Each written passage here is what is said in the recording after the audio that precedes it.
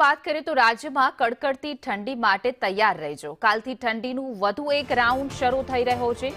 પવનની ગતિમાં વધારો થતા ઠંડી વધશે। 6 થી 12 જાન્યુઆરી સુધી ઠંડીમાં વધારો થશે। રાજ્યમાં લઘુત્તમ તાપમાનમાં વધઘટ રહેશે। અમદાવાદમાં લઘુત્તમ તાપમાન 13 ડિગ્રી જેટલું રહેશે।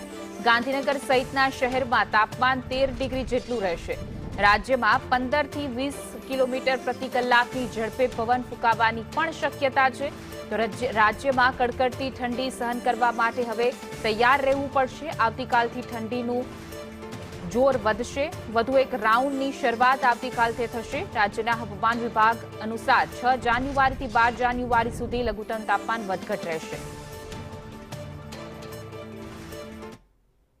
जो लघुत्तम तापमान है इसमें अगले 5 दिन तक कोई बड़ा बदलाव नहीं रहेगा और उसके आगे ग्रेजुअल राइज रहेगा। धीरे धीरे टेम्परेचर 2 से 3 डिग्री सेंटीग्रेड बढ़ने का पूर्वानुमान दिया गया है। अहमदाबाद का आज को जो पूर्वानुमान है इसमें क्लियर स्काई रहेगा और जो तापमान है लघुत्तम तापमान 13 डिग्री सेंटीग्रेड के आसपास रहने का पूर्वानुमान दिया गया है। कोस्टल क्षेत्र गुजरात का जो तटीय क्षेत्र है उत्तर दक्षिण जो तटीय क्षेत्र है इसमें पवन का दिशा रहेगा उत्तर से उत्तर पूर्व दिशा और इसका स्पीड रहेगा 15 से 20 नॉट। और जो सबसे कम तापमान आज रिकॉर्ड हुआ है नलिया में 7.5 डिग्री सेंटीग्रेड।